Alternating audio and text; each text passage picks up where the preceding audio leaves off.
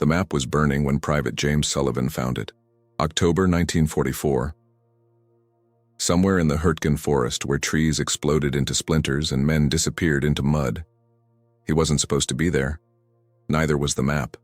Blood soaked through the German officer's uniform, mixing with rain and earth. Sullivan's hands shook as he reached for the leather case. Artillery screamed overhead. Men were dying 50 yards away. But something about that case. He opened it. What he saw made him forget the bullets whizzing past his helmet. This wasn't just any map. It showed every German position from here to the Rhine. Artillery placements, hidden bunkers, supply routes that Allied intelligence had been trying to locate for months. The kind of information that could save thousands of lives, or end them. Sullivan had two choices: follow orders and fall back with his unit, or risk everything to get this map to command. The forest was crawling with German patrols. His radio was dead. His squad was scattered or worse. He chose to run. For 3 days, James Sullivan became a ghost in the Hurtgen Forest. The map tucked inside his jacket felt heavier than his rifle. Every shadow could be an enemy. Every sound might be his last. He ate bark when his rations ran out, drank from puddles that tasted of cordite and death. The infection in his shoulder spread like fire, but he kept moving. Because he understood what nobody else did yet. This map wasn't just tactical information. It was the key to breaking the Siegfried Line. The difference between a winter of slaughter and a chance at ending the war. One piece of paper, one terrified 19-year-old from Iowa, one impossible mission that nobody ordered. The Germans knew someone had taken it. Sullivan could hear the dogs at night, feel the search parties closing in. His fever made the trees dance and whisper. But every time he thought about stopping, he remembered the faces of his buddies who didn't make it out of that ambush. Tommy from Brooklyn, Miguel from El Paso, kids who'd never see home because nobody knew where the enemy was hiding. On the fourth day, delirious and barely able to walk, Sullivan stumbled into an American outpost. The sentries almost shot him. He looked more dead than alive, but clutched in his frostbitten fingers was the map that would change everything. Within hours, it was in the hands of General Bradley. Within days, Allied artillery was raining down on positions the Germans thought were invisible. The Battle of Hurtgen Forest had been a meat grinder, the worst American defeat in Europe. Until James Sullivan found a dying German officer and made a choice that wasn't in any field manual. Sometimes history turns on the smallest moments. A young man who decided that some things are worth more than following orders. Worth more than your own life. The map should have been destroyed. That was German protocol. Colonel Friedrich Kellner had carried it for 6 months, memorizing every detail. He was the architect of the Siegfried Line's hidden defenses, the ghost positions, the false bunkers meant to draw Allied fire while the real guns waited in silence. But Kellner was dying in the mud when Sullivan found him. Shrapnel had torn through his chest. In his final moments, he'd reached for the case, trying to burn it with his lighter. The flame had caught the edge before his strength failed. Half the map was ash, the other half would doom 10,000 German soldiers. Nobody knows why Kellner had the map that day. He wasn't supposed to be near the front lines. Intelligence officers later speculated he was moving between command posts, coordinating a massive counterattack. Others believed he was fleeing, carrying secrets that could buy him passage to Switzerland. The truth died with him in that forest. What survived was everything Allied commanders had dreamed of finding. Positions marked in Kellner's precise handwriting. Notes in the margins about ammunition supplies, weak points in the concrete, which bunkers were decoys. It was like having the enemy's playbook handed to you in the middle of the game. General Omar Bradley couldn't believe it when the map reached his headquarters. He'd lost 33,000 men in the Hurtgen Forest. Good soldiers swallowed by what historians would later call the death factory. Now staring at Kellner's map, he saw why. The Germans had turned every hill, every stream, every cluster of trees into a killing field. But they'd made one mistake. They'd put it all on paper. The authentication process took 16 hours. Cryptographers, intelligence officers, even captured German soldiers were brought in to verify. This could be a trap. Disinformation designed to lure Allied forces into prepared kill zones. But detail after detail checked out. Aerial reconnaissance confirmed positions that had been invisible before. Prisoner interrogations matched the unit markings on the map. By dawn, Bradley had made his decision. Operation Thunderclap would commence in 72 hours. Every artillery piece in the First Army would participate, the largest concentrated bombardment of the European campaign. All based on the information Private Sullivan had carried through hell. But Sullivan wasn't there to see it. He was in a field hospital, fighting infections that had turned his blood to poison. The medics gave him a 20% chance. He'd lost 40 pounds in 4 days. His feet were black with frostbite. The nurses whispered about the young soldier who kept mumbling about a map, even in his delirium. The first shells landed at 600 hours, November 2nd, 1944. The Germans in Bunker Complex 7 thought it was routine harassment fire. They'd weathered hundreds of bombardments. Their positions were invisible, carved into mountainsides and covered with meters of reinforced concrete. Not this time. The first round hit the ammunition storage that Kellner's map had marked with a simple red X. The explosion lit up the pre-dawn darkness like a second sun. Trees vaporized. The ground shook 10 miles away. German soldiers who'd felt invincible behind their fortifications suddenly understood that someone, somewhere, knew exactly where they were. For 6 hours, American artillery walked through the German positions with surgical precision. Every coordinate from the map became a crater. Hidden gun emplacements that had murdered entire Allied companies were reduced to rubble. Supply depots burned. Command posts collapsed. The impregnable Siegfried Line began to crack. Lieutenant Hans Weber survived Bunker 19's destruction by pure chance. He'd stepped outside to smoke when the shells began falling. In his memoir, written 40 years later, he described watching his entire unit disappear in smoke and flame. "We thought we were invisible. We thought we were safe. Then the sky fell with impossible accuracy. They knew. Somehow the Americans knew everything." But the map revealed more than positions. In Kellner's notes, Allied intelligence found something that made their blood run cold. Operation Wacht am Rhein. The code name meant nothing to them yet, but the troop movements, the supply buildups, the concentrated armor formations, all pointed to something massive brewing. Something that would later be known as the Battle of the Bulge. Without Sullivan's map, the Ardennes offensive might have achieved complete surprise. Hundreds of thousands of American soldiers would have been caught off guard. Instead, when German forces launched their desperate winter gamble 6 weeks later, Allied commanders weren't completely blindsided. They'd seen the shadows of it in Kellner's careful annotations. The cost of that knowledge was written in the field hospital records. Private James Sullivan flatlined twice during surgery. Doctors removed shrapnel from his shoulder that had been working its way toward his heart. His fever reached 104 degrees. For 9 days, he drifted between life and death while the map he'd saved rewrote the arithmetic of war. On the 10th day, Sullivan opened his eyes. The first thing he asked wasn't about his injuries or where he was. He asked if the map had made it through, if it had mattered. The nurse didn't know that at that very moment, American forces were advancing through gaps that shouldn't have existed, through positions that should have cost thousands of lives to take.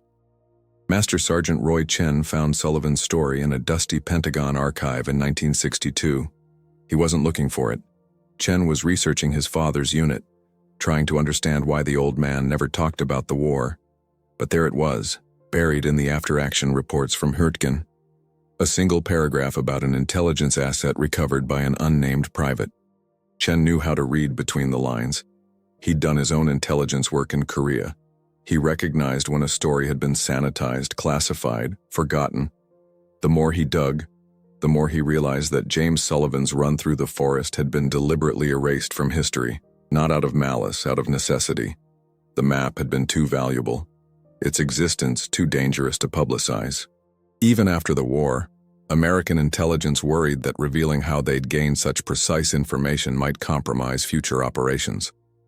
So Sullivan's 4 days became a footnote. His name redacted, his heroism classified. But Chen was stubborn. He tracked down soldiers from Sullivan's unit. Most were dead. The survivors barely remembered the quiet kid from Iowa who disappeared during the chaos of October 1944. Then Chen found Tommy Martinez, a medic who'd treated Sullivan in the field hospital. Martinez had kept a journal, against regulations. In it, Chen found the first complete account of what Sullivan had endured. "Kid looked like death warmed over," Martinez had written. Kept talking about some map, thought he was delirious until brass started showing up. Generals, intelligence officers, all wanting to know about the private who'd brought in the package. Never seen that much rank around one unconscious soldier. Whatever he'd done, it was big. The journal revealed details that official records had omitted. How Sullivan had hidden from German patrols by covering himself with corpses. How he'd crossed a minefield by following the bodies of soldiers who'd found the mines the hard way. How he'd kept the map dry by cutting open his own wound and hiding it inside the bandage. In 1965, Chen finally tracked down James Sullivan himself. He was running a hardware store in Cedar Rapids, Iowa. 50 pounds heavier than his army weight, married with 3 kids. He'd never told anyone about the map. Not his wife. Not his children. As far as they knew, he'd been just another soldier who'd done his duty and come home. Sullivan didn't want to talk at first. "That's ancient history," he said. "Nothing special about what I did. Lots of guys did more." But Chen persisted. He showed Sullivan the evidence he'd gathered. The lives saved, the battles shortened, the war that had ended months earlier because one private had chosen to run instead of retreat. Finally, Sullivan agreed to one interview. 3 hours in his back office, surrounded by boxes of nails and paint cans. He told the story simply, without drama. The dying German officer, the choice to take the map, the days in the forest that felt like years. "I wasn't a hero," Sullivan insisted. "I was just scared. Scared of dying, more scared of letting everyone down, so I ran. That's all. I ran until I couldn't run anymore, then I crawled. Heroes have plans. I just had a map and nowhere else to go but forward. The map hangs now in a place few people will ever see. Deep in the Pentagon, in a hallway reserved for intelligence officers with the highest clearances. It's displayed in a climate-controlled case, the burned edges carefully preserved. Next to it, a small placard reads, 'Sometimes the greatest victories come from the smallest acts of courage.' No name, no date, no details. Just the map that shouldn't exist and a reminder that history pivots on individual choices. Every year, new intelligence officers are brought to see it. They're told only that it came from World War II, that one person's decision to preserve it saved countless lives. Colonel Sarah Williams figured it out in 2003. She was preparing for deployment to Iraq when her mentor brought her to see the map. Williams had been struggling with the weight of command, the knowledge that her decisions would determine who lived and died. The map changed her perspective. She researched on her own time, following the same trail Chen had blazed 40 years earlier. By then, some records had been declassified. She found Sullivan's medical files, Chen's unpublished manuscript. Testimonies from German officers who'd survived the artillery barrage that followed the map's recovery. What struck Williams wasn't just Sullivan's physical journey through the forest. It was the mental calculation he'd made in that split second. A 19-year-old private already wounded, choosing to take responsibility for information he couldn't fully understand. He'd had every excuse to leave the map with Kellner's body. No one would have known. But Sullivan had recognized something that many trained officers miss. That sometimes the smallest piece of intelligence can change everything, that the difference between victory and defeat often comes down to what one person does when no one is watching. When there's no glory to be gained, only duty to fulfill. Williams carried that lesson to Iraq. When her interpreters brought her intelligence that seemed too dangerous to pursue, she remembered Sullivan in the forest. When she had to decide between personal safety and mission success, she thought of the map. Years later, Williams would rise to general. In her office, she kept a photo of the burned map. Visitors assumed it was just historical decoration. They didn't know it was her reminder that courage isn't always dramatic. Sometimes it's a quiet choice to pick up something that doesn't belong to you and carry it farther than anyone should have to go. The map tells another story too. About Colonel Friedrich Kellner, who died trying to destroy it. German records, unsealed after reunification, revealed that Kellner had been one of the architects of the Atlantic Wall as well. His tactical genius had cost thousands of Allied lives on D-Day. Yet in his final moments, bleeding out in a forest, he'd fought to burn the secrets he'd carried. History records that the Siegfried Line was broken in early 1945, that Allied forces pushed into Germany faster than anyone had predicted, that the war in Europe ended in May instead of continuing into winter. The textbooks credit superior American logistics, air power, the arsenal of democracy. All true, but they don't mention the map. They don't mention James Sullivan. Dr. Elena Richter discovered the German side of the story in 1989. The Berlin Wall was falling, and with it, decades of sealed archives. Richter was a military historian specializing in intelligence failures. She'd come to East Berlin to study Soviet operations. Instead, she found a file that had been misfiled for 40 years. Colonel Friedrich Kellner's personal papers. The letters to his wife stopped abruptly in October 1944.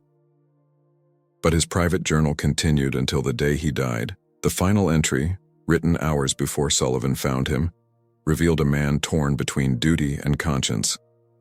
Kellner knew the war was lost.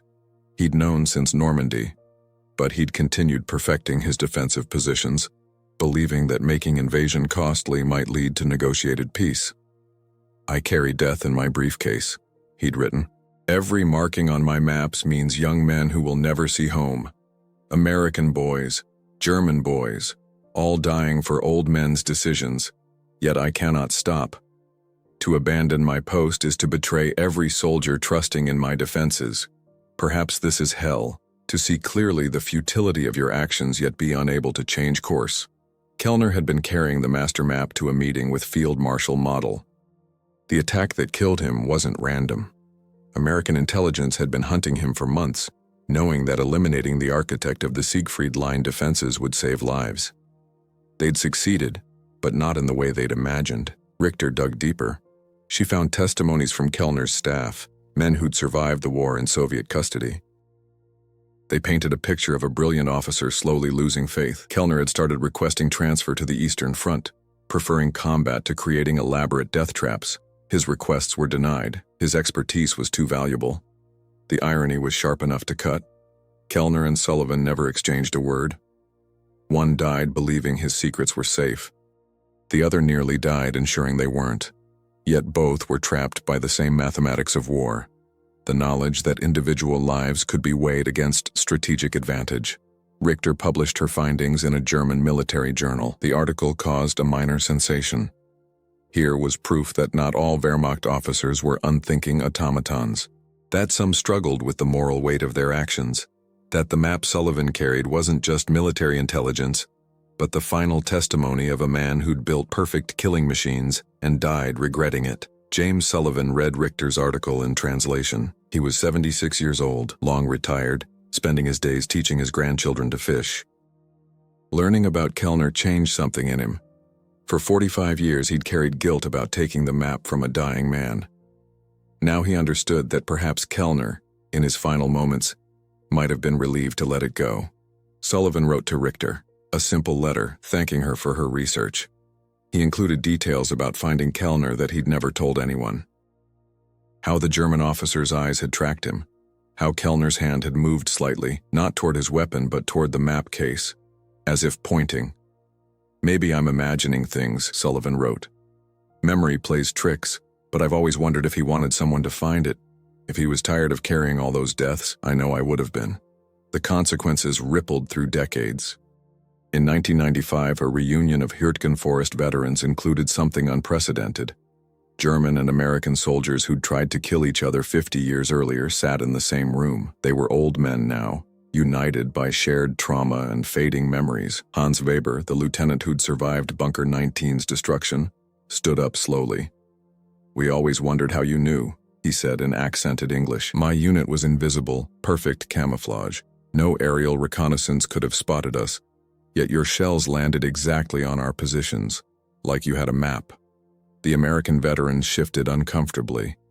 Even 50 years later, the classification held, but Master Sergeant Roy Chen was there, invited as a military historian. He'd brought something with him, a photograph of the burned map, declassified just months earlier. "You did have a map," Chen said simply. "One of your officers was carrying it when he died. One of our privates found it and brought it back. That's why we knew where you were." The room erupted. German veterans wanted to know which officer. American veterans wanted to know which private. For the first time, the full story could be told. Chen had brought copies of his research, including Sullivan's interview transcripts and Richter's article about Kellner. Weber sat down heavily when he learned it was Kellner's map. "I knew him," he said quietly. "He inspected our position 3 weeks before the bombardment.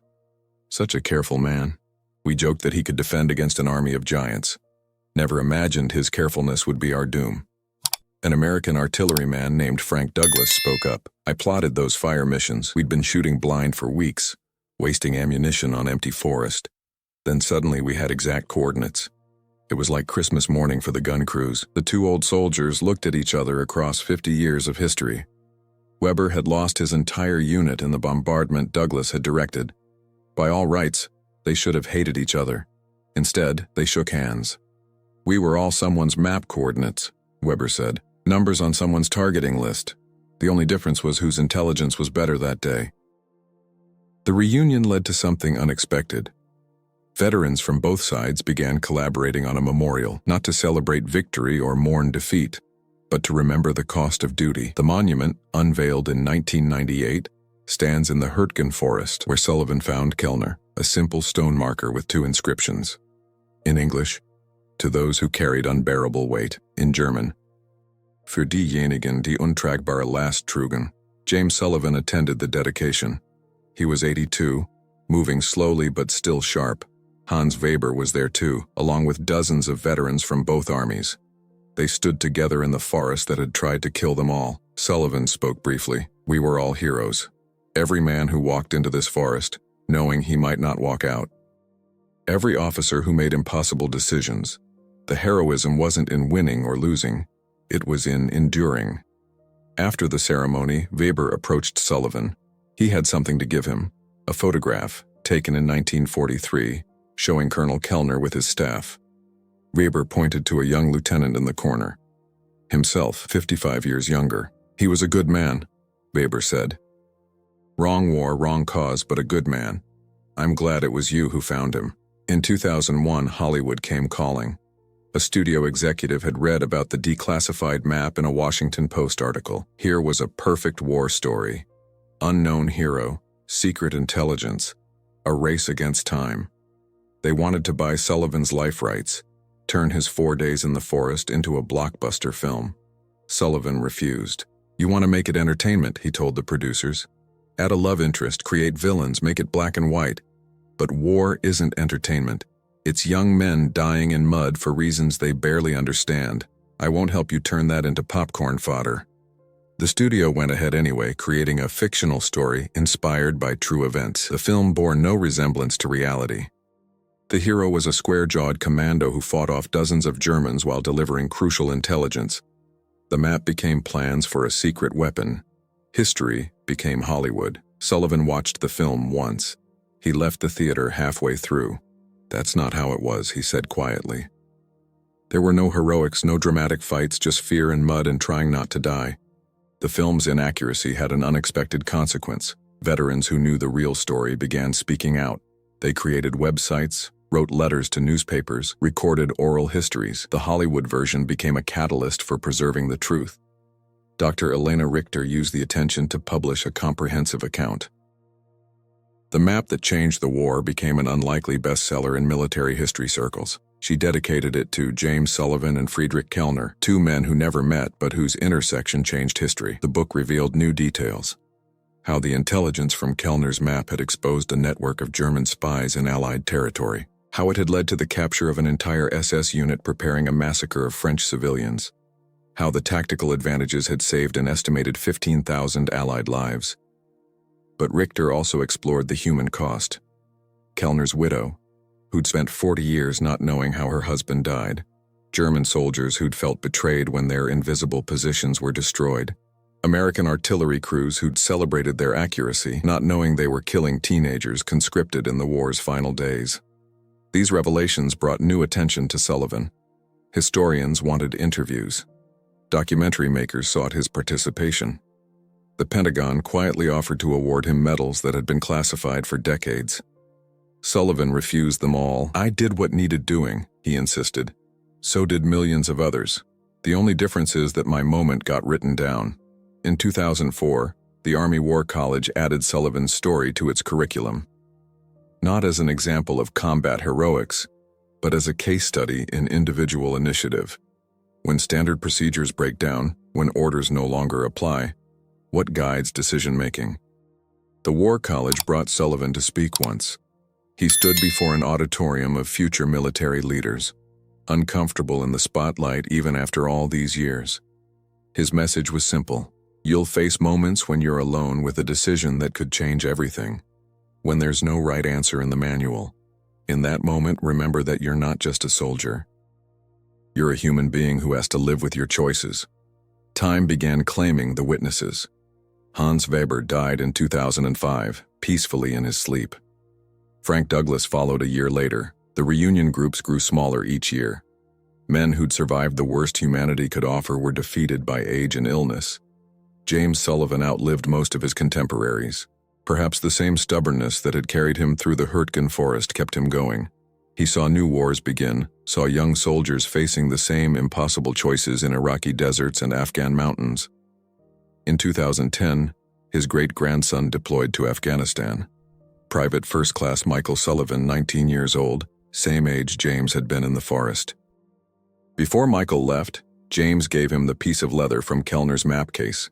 He'd carried it for 66 years. This came from a German officer's map case, James told his great-grandson. He died trying to protect his country. I nearly died trying to protect mine. Neither of us was wrong. Both of us were victims of old men's failures to find better solutions. Carry this to remember that your enemies are human too. Michael carried the leather through 3 deployments. In 2012, his unit discovered Taliban intelligence documents during a raid. Like his great-grandfather, he had to decide whether to risk his life preserving enemy papers. Like James, he chose duty over safety. The documents prevented 3 suicide bombings. When Michael returned home, he found James in the final stages of cancer. The old man was 96, ready for whatever came next. They spent his last days talking about the weight of service, about how democracy asks its youngest to carry its heaviest burdens. I used to think I was protecting freedom, James said. But really I was just trying to keep the guys next to me alive. My job was simpler. Do my duty, protect my brothers, try to make it home. The map was just part of that. James Sullivan died on August 15, 2012. The funeral was small, family, and a few surviving veterans. No military honors at his request. The local paper ran a brief obituary. Local hardware store owner, WW veteran. No mention of the map. No mention of the lives saved, but history has its own momentum. The Army War College requested his papers for their archives. The Hurtgen Forest Memorial added his name. Museums asked for the leather piece from Kellner's map case, now returned from Afghanistan with new stories attached. Dr. Richter wrote a final article about Sullivan's death. She'd kept in touch with him over the years, their unlikely friendship bridging continents and cultures. Her conclusion was simple. James Sullivan spent 70 years trying to convince the world he wasn't a hero. The world spent 70 years proving him wrong. But perhaps Sullivan had been right all along. Perhaps heroism isn't about individual actions but about collective choices. Every soldier who entered the Hurtgen Forest made the same calculation Sullivan did. Risk everything for the person next to you. Do your duty despite the fear. The map itself deteriorated over time. Conservation efforts could only slow the decay, not stop it. By 2015, the burned edges had crumbled further. The pencil markings faded. What had once been precise intelligence became ghostly impressions. But the story endured. In 2020, a young historian named Maria Santos discovered something extraordinary in Soviet archives. The Russians had known about Kellner's map. They'd had their own agent hunting for it. If Sullivan hadn't found it first, the entire intelligence coup might have gone to Stalin. Santos tracked down Michael Sullivan, now a history teacher himself. Together, they pieced together the final mystery. Why had Kellner been carrying the master map that day? The Soviet documents provided the answer. Kellner had discovered a mole in German high command. He was moving the map to prevent its capture. The irony was perfect. American shells had accidentally preserved American advantage. Kellner's final mission had succeeded, just not how he'd intended. History pivoted on coincidence as much as courage. Michael Sullivan teaches this story to his students now, not as a tale of American triumph or German defeat, but as a reminder that individual choices matter, that 19-year-olds can change history, that enemies can be honorable, that war makes heroes and victims of the same people. Every year on the anniversary of James Sullivan's death, the Hurtgen Forest Memorial hosts a ceremony. Germans and Americans together, remembering not victory or defeat but shared humanity. They read the names of all who died there. The memorial's guest book fills with messages. One entry stands out, written by an Iraqi veteran in 2021. "I came here thinking I'd find a story about American heroism. Instead, I found a mirror. Every generation faces its Hurtgen forest. Every soldier carries someone else's map." Historians estimate that Kellner's map shortened the European war by 3 to 5 months. In those months, how many people weren't killed? How many cities weren't destroyed? How many concentration camp prisoners lived to see liberation? The mathematics are impossible. One map, one decision, rippling through infinite possibilities. The last word belongs to Friedrich Kellner, written in his journal the night before he died. "We build our fortifications so carefully, plan every angle of fire, but we cannot plan for the human heart. For the moment when a young man chooses courage over safety, in the end all our strategies founder on individual will. Perhaps that's what makes us human. 2 men. 2 sides. One map that wasn't supposed to exist, and a reminder that history turns on the smallest hinges. That ordinary people in extraordinary moments can change the world. All because one 19-year-old private decided that some things are worth running toward, even when every instinct screams run away." The map hangs in its case, fading but not forgotten. The story spreads from classroom to classroom. And somewhere, in some forest, another young soldier faces an impossible choice. May they choose as wisely. May they carry the weight as far. This is for them. For all who carry maps they never asked for. Who run when they could walk away. Who choose the harder path because someone has to. History remembers the names of generals and presidents, but it's shaped by privates who pick up what others drop, by the quiet heroism of doing your duty when duty is all you have left. Like the video, subscribe, and share your thoughts below. This channel is for those who believe history is made not only by armies, but by individual courage.